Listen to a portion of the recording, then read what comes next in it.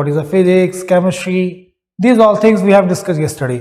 लेकिन आज हम बात करेंगे एक अलग टॉपिक के साथ, एक नए टॉपिक के साथ, that is space technology. Space technology आज का टॉपिक है हमारा, स्पेस टेक्नोलॉजी, अंतरिक्ष. कहते हैं कि सब कुछ अंतरिक्ष है. धरती अंतरिक्ष में है, पृथ्वी अंतरिक्ष में है, सूरज अंतरिक्ष में है, तारे अंतरिक्ष में है, पृथ्वी भी अंतरिक्ष में है, हम पृथ्वी पर हैं. तो क्या हम भी अंतरिक्ष में हैं? क्वेश्चन ये होता है, भाई पृथ्वी अंतरिक्ष में है तो क्या हम भी अंतरिक्ष में माने जाएंगे? सोचिए, क्या ऐसा पॉसिबल है कि हम भी अंतरिक्ष में कंसीडर किए जाएंगे? नहीं, हम अंतरिक्ष में नहीं हैं. तो फिर अंतरिक्ष क्या है? देखिए, अगर हम बात करें पृथ्वी की, अर्थ की, तो सपोज ये हमारी अर्थ है, ठीक. अर्थ से 100 किलोमीटर ऊपर एक काल्पनिक रेखा है. एक काल्पनिक रेखा को कंसीडर किया गया है. अर्थ से 100 किलोमीटर की डिस्टेंस के ऊपर एक काल्पनिक रेखा को माना गया है. उस काल्पनिक रेखा को हम बोलते हैं कारमेन लाइन. कारमेन रेखा ये काल्पनिक रेखा है. इस 100 किलोमीटर के बाद जितना भी स्पेस है, 100 किलोमीटर के बाहर का जितना ये स्पेस है, इसको हम अंतरिक्ष बोलेंगे. तो अंतरिक्ष क्या है कि पृथ्वी से 100 किलोमीटर की डिस्टेंस, ऊंचाई, पृथ्वी से 100 किलोमीटर की ऊंचाई पे कारमेन लाइन है. उस कारमेन लाइन के परे जो अनंत क्षेत्र है उसको हम अंतरिक्ष बोलेंगे. ठीक है. अंतरिक्ष का मतलब ये नहीं है कि जो भी ये आसपास में ये अंतरिक्ष है, नहीं.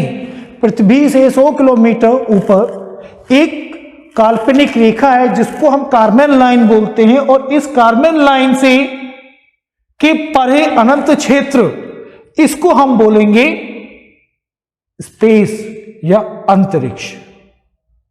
अब एक क्वेश्चन ये आता है, क्या अंतरिक्ष हमेशा से है? क्या सूरज, चंद्रमा, तारे ये हमेशा से हैं? नहीं, ऐसा नहीं है. लगभग 13.5 अरब साल पहले, 13.5 अरब साल पहले एक छोटा सा पदार्थ था, उसके अंदर एक विस्फोट हुआ और उससे सूरज, चांद, चंद्रमा, पृथ्वी, जितने ग्रह उपग्रह हैं सभी उससे बने हैं. इसको बोलते हैं ब्रह्मांड, सौरमंडल. ये फैलता जा रहा है और इस थ्योरी को बिग बैंग थ्योरी बोला जाता है. Big bang theory. Big bang theory क्या बोलती है कि आज से 13.5 अरब वर्ष पूर्व, 13.5 अरब वर्ष पूर्व एक छोटा पदार्थ था जिसके अंदर एक विस्फोट हुआ और उस विस्फोट से इस ब्रह्मांड की रचना हुई है. ओके, तो I hope it is clear to everyone. तो कारमेन लाइन क्या हो गई कि पृथ्वी से 100 किलोमीटर ऊपर की जो डिस्टेंस है, इसको हम कारमेन लाइन बोल रहे हैं. इस कारमेन लाइन के परे जो क्षेत्र है, उस क्षेत्र को, अनंत क्षेत्र को हम अंतरिक्ष बोल रहे हैं. ठीक है, वो अंतरिक्ष हो गया. अब यहां एक टर्म और आता है,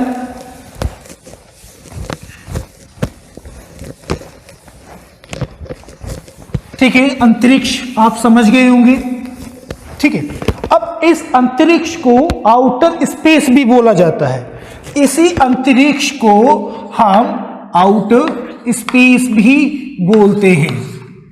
आउटर स्पेस. आउटर स्पेस किसको बोला जाता है? अगर डेफिनेशन आती है बाह्य अंतरिक्ष क्या है, तो बाह्य अंतरिक्ष कारमेन लाइन से अनंत क्षेत्र, कारमेन लाइन से ऊपर जितना भी अनंत क्षेत्र है उसको हम अंतरिक्ष या आउटर स्पेस बोलेंगे. ठीक है. अब एक टर्म और आई, भू अंतरिक्ष. ये क्या है? भू अंतरिक्ष क्या है? अगर हम बात करें भू अंतरिक्ष की, तो भू अंतरिक्ष क्या है? जियो स्पेस।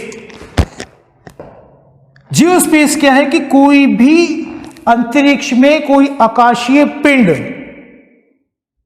कोई भी उपग्रह अगर पृथ्वी के गुरुत्वाकर्षण के अधीन होकर उस पृथ्वी की परिक्रमा करता है, उस क्षेत्र को हम भू अंतरिक्ष बोलेंगे।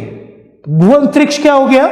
भू अंतरिक्ष हो गया कि पृथ्वी, ठीक है, पृथ्वी के गुरुत्वाकर्षण बल के कारण जिस स्पेस में कोई आकाशीय पिंड उसकी परिक्रमा करता है, उसको हम, उस स्पेस को हम भू अंतरिक्ष बोलेंगे, उस क्षेत्र को हम भू अंतरिक्ष बोलेंगे। तो क्या हो गया भू अंतरिक्ष?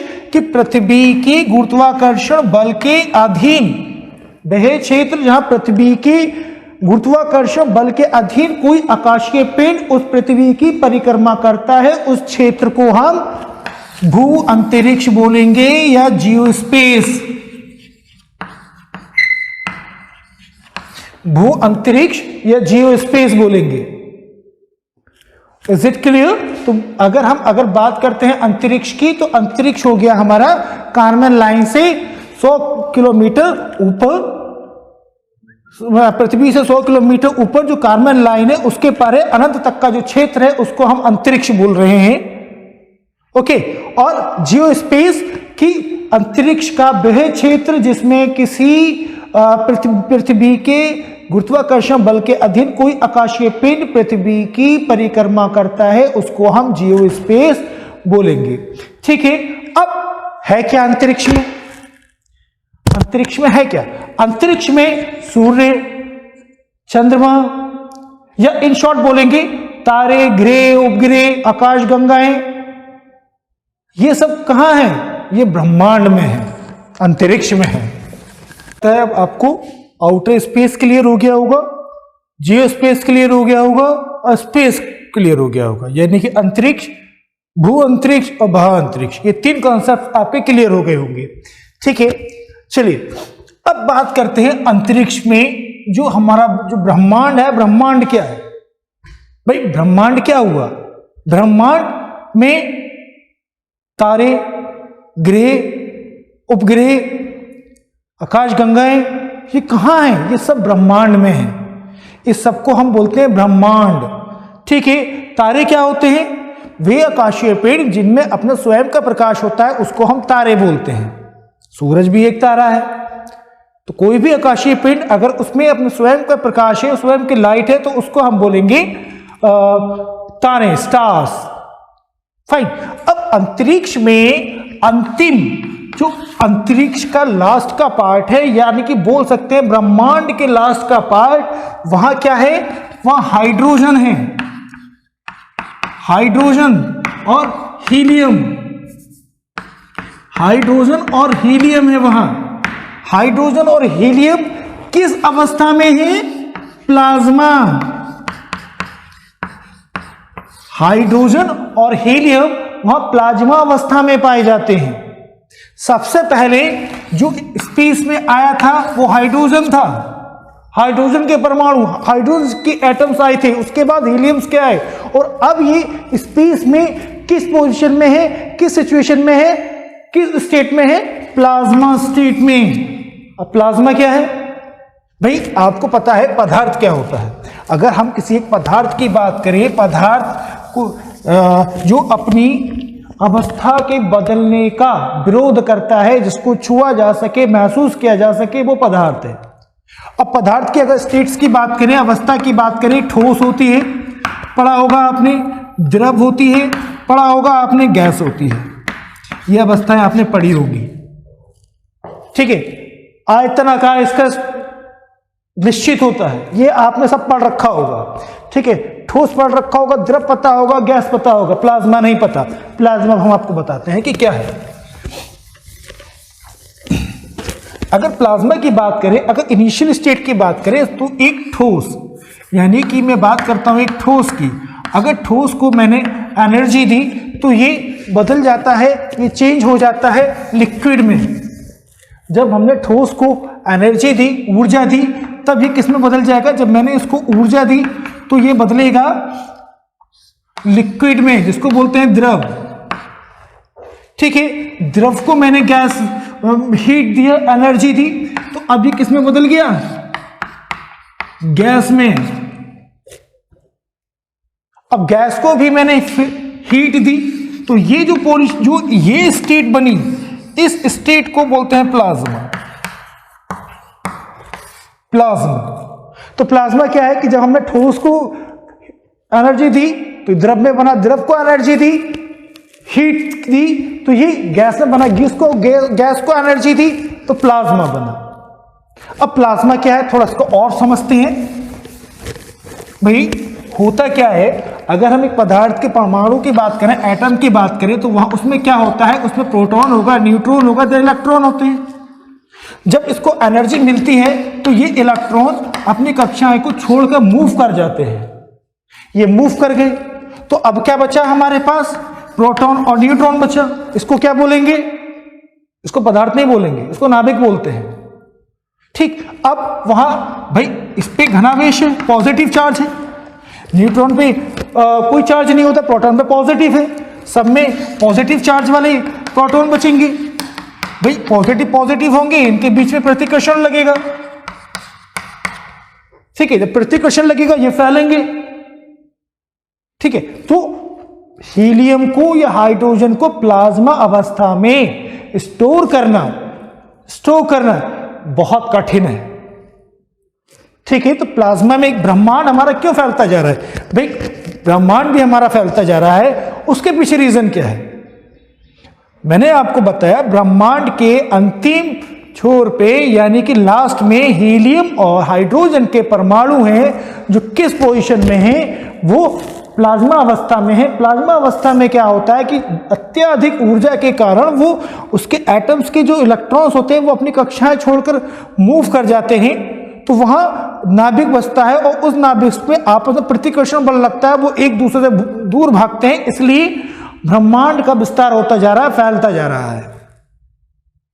ठीक है, अब इसको प्लाज्मा अवस्था में स्टोर करना, दैट इज वेरी टिपिकल। अब विश्व में भारत एक ऐसा देश है, अगर विश्व में हम भारत की बात करें तो भारत एक ऐसा देश है जिसने एक तकनीक बनाई जो हीलियम्स को प्लाज्मा अवस्था में स्टोर कर सकता है, और जिसको बोलते हैं आदित्य टोकामेक। ये एक ऐसी तकनीक है जिसके थ्रू हमने प्लाज्मा को स्टोर करा। क्यों करा? क्या फायदा है उससे? हमारी भारत सरकार, भारत के साइंटिस्ट प्लाज्मा अवस्था से नाभिकीय संलयन के द्वारा बिजली उत्पादन का प्लानिंग कर रहे हैं। प्लाज्मा, अब पदार्थ की सिर्फ आपने गैस, ठोस, द्रव सुना है, 6 स्टेट्स होती है, प्लाज्मा भी हो गई 4th, आइंस्टीन बोस कंडेंसेशन। भाई ये गर्म करने पे है, ठंडा करने पे भी तो होगा ना। अगर इसको हम ठंडा करेंगे तो 2 और स्टेट्स हैं, उनके नाम आप मुझे कमेंट करके बताइएगा। ठीक है,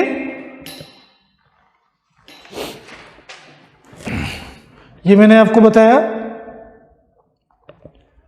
ठीक है, भू अंतरिक्ष मैंने आपको बता दिया। अब बचता है हमारा इंटरगैलेक्टिक स्पेस। इंटरगैलेक्टिक स्पेस क्या होता है? अब जरा इंटरगैलेक्टिक स्पेस की बात कर लेते हैं। इंटरगैलेक्टिक स्पेस क्या है? भाई 2 आकाश गंगा, गैलेक्सी मीन्स क्या होता है? गैलेक्सी मीन्स होता है आकाश गंगा। अंतरिक्ष में बहुत सारी आकाश गंगाएं हैं, जिसमें हमारी जो आकाश गंगा है उसका नाम है मिल्की वे। मिल्की वे हमारी आकाश गंगा का नाम है। ठीक है, अब 2 आकाश गंगाओं के बीच का जो स्पेस है, 2 आकाश गंगाओं के बीच का जो स्पेस है उसको हम बोलते हैं गैलेक्टिक स्पेस, इंटरगैलेक्टिक स्पेस। फिर आता है इंटरस्टेलर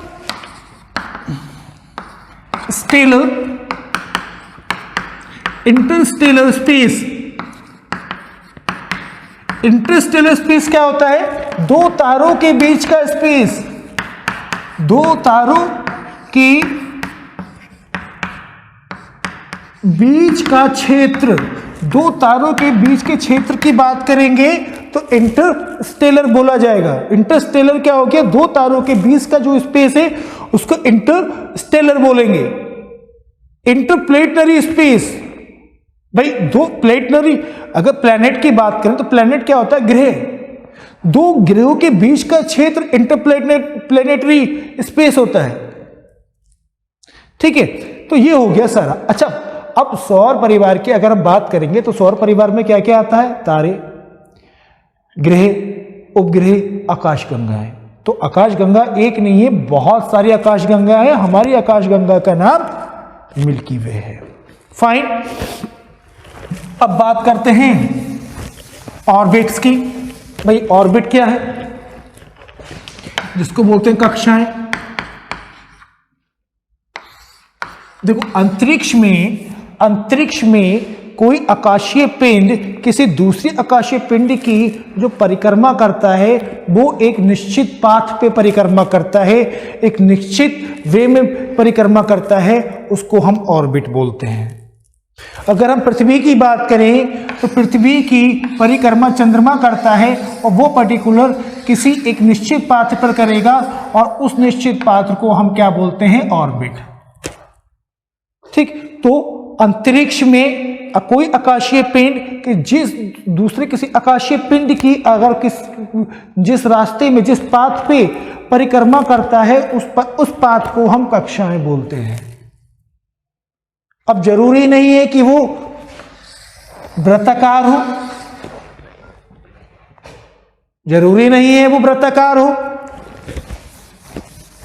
दीर्घवृत्ताकार भी हो सकती है। अगर हम चंद्रमा की बात करूं तो सपोज ये हमारी पृथ्वी है और जो हमारा चंद्रमा इसकी इस तरीके से इप्लिप्टिकल दीर्घवृत्ताकार वे में इसकी परिक्रमा करता है। ठीक है, जो कम त्रिज्या वाला जो क्षेत्र होता है ये कम त्रिज्या वाला है, इसको बोलते हैं हम उपभू। ठीक है, और जो दीर्घ इसमें ज्यादा होता है इसको बोलते हैं अपभू। उपभू कौन सा हो गया? जिसमें ग्रह और उपग्रह के बीच का जो त्रिज्या है, जो डिस्टेंस है वो कम है, उपभू। ठीक है, जब अब वो दीर्घवृत्ताकार जिसमें ग्रह और उपग्रह के बीच का स्पेस अधिक होता है, मैक्सिमम, दैट इज अपभू। अब कक्षाओं के प्रकार की बात कर लेते हैं। कितने प्रकार की कक्षाएं होती हैं? कक्षाओं के प्रकार तो पहले होता है गैलेक्टिक सेंट्रिक गैलेक्टिक ऑर्बिट्स। तो इसमें क्या होगा?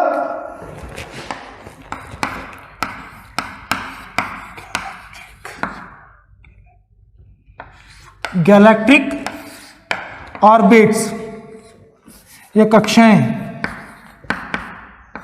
इसमें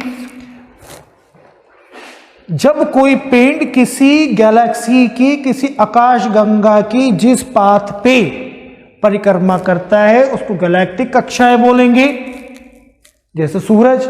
अब आप कहोगे क्या सूरज भी किसी की परिक्रमा करता है? हाँ, सूरज अपनी आकाशगंगा के चारों ओर घूम रहा है। ठीक है, दूसरा आता है हीलियम सेंट्रिक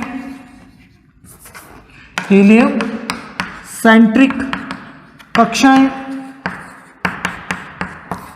इसमें क्या होगा? जब कोई ग्रह किसी तारे की परिक्रमा जिस पथ पे करता है उसको हीलियम सेंट्रिक कक्षाएं बोलते हैं। हीलियम सेंट्रिक कक्षाएं कौन सी होंगी? जिसमें कोई ग्रह किसी तारे की परिक्रमा करेगा उसको हीलियम सेंट्रिक कक्षाएं बोलेंगे। जैसे पृथ्वी। भाई पृथ्वी किसके चारों ओर घूम रही है?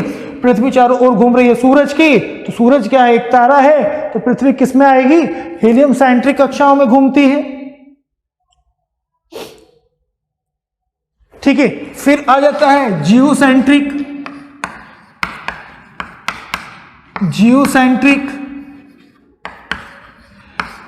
कक्षाएं। जियोसेंट्रिक कक्षाओं की बात करें तो जियोसेंट्रिक कक्षाएं कौन सी होती है? जियोसेंट्रिक कक्षाएं वो होती हैं जो पृथ्वी के चारों ओर जो आकाशीय पिंड उसकी परिक्रमा कर रहे हैं, उन कक्षाओं को हम जियोसेंट्रिक बोलेंगे। जैसे चंद्रमा। भाई अगर बात करें पृथ्वी की तो पृथ्वी, भू का मतलब हो गया पृथ्वी, जो पृथ्वी के चारों ओर परिक्रमा कर रहा है उसके गुरुत्वाकर्षण बल के अधीन, तो उस कक्षाओं को जिस पाथ पे वो कर रहा है उस पाथ को हम बोलते हैं जियोसेंट्रिक कक्षाएं। ठीक है, ये हो गया। अब बात करते हैं ऊंचाई के आधार पर कक्षाएं। अब बात करेंगे ऊंचाई के आधार पर कक्षाएं। अगर कक्षाओं को ऊंचाई के आधार पर कहा जाए, ऊंचाई के आधार पर, ठीक है, तो ये देखिए एक होता है NEO, दूसरा होगा LEO, फिर होगा हमारा MEO, then HEO। NEO near earth orbit, NEO क्या हो गया? Near earth orbit. इसकी डिस्टेंस कितनी होती है? 100 से 600 किलोमीटर की ऊंचाई तक। लियो क्या होता है? लो अर्थ ऑर्बिट। लो अर्थ ऑर्बिट की डिस्टेंस कितनी होती है भाई? 600 से ज्यादा 2000 तक, 2000 किलोमीटर तक। मीडियम अर्थ ऑर्बिट इसकी होती है 2000 से 36,000 किलोमीटर की डिस्टेंस तक। HEO हायर अर्थ ऑर्बिट, इसकी डिस्टेंस होती है 36,000 किलोमीटर से अधिक। अगर 36,000 किलोमीटर से अधिक की बात करेंगे तो वो आएगा HEO में। अच्छा, LEO में क्या छोड़ा जाता है भाई? सैटेलाइट्स जो छोड़ी जाती है इसी स्पेसेस में छोड़ी जाती हैं, तो जब दूरबीन वगैरह की कुछ होता है, टेलीस्कोप, वो यहां छोड़ा जाएगा।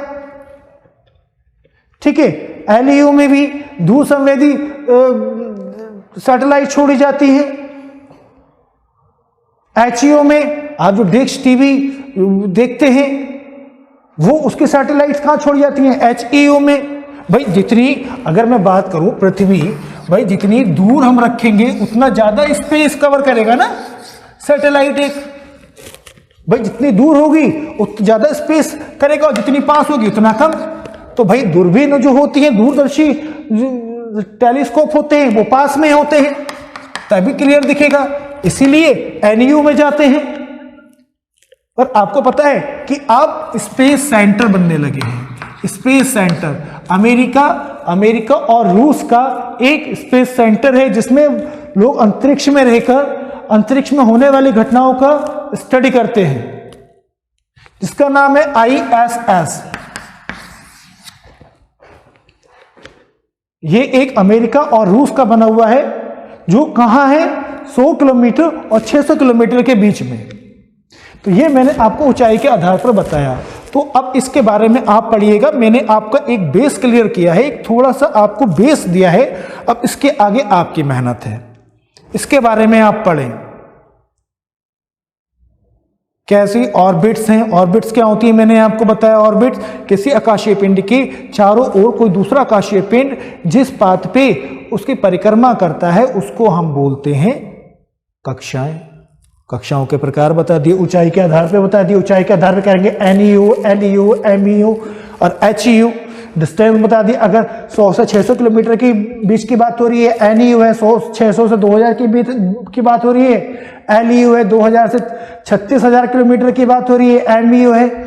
HEO की बात कर रही है यानी कि 36,000 के पार। भाई भारत काम कर रहा है गगनयान पर। गगनयान पता है? सर्च करना गगनयान क्या है, वो हम बताएंगे, फिर आने वाली वीडियोस में हम डिस्कस करेंगे। तो आज के लिए हम इतना रखते हैं। इसके अलावा आज आपको एक क्लास मिलेगी पॉलिटी की, ठीक है? ये आपके लिए बिल्कुल फ्री ऑफ कॉस्ट है। इस पे मैं आपका एक बेस तैयार करूंगा, ठीक है? अब भाई कोई भी एग्जाम सिर्फ इतना पढ़ने से नहीं होगा, आपको भी अपने एफर्ट्स देने पड़ेंगे। मैं जो आपको पढ़ा रहा हूं उसके अलावा उन टॉपिक्स के बारे पे आप रिसर्च करें, नेट से पढ़ें, ठीक है, फिलहाल तो अभी इसको करें। जैसे जैसे मैं आपको आगे बढ़ता जाऊंगा, आपको जो एक स्टडी के लिए जो मटेरियल है वो भी प्रोवाइड कराने की कोशिश करूंगा। फिलहाल तो आप अपने नोट्स खुद बनाएं।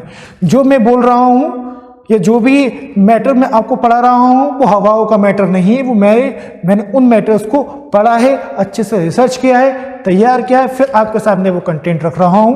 तो इसको थोड़ा सीरियस लीजिए और अपना मन लगाकर परिश्रम कीजिए, उसी का फल आपको मिलेगा। Thank you.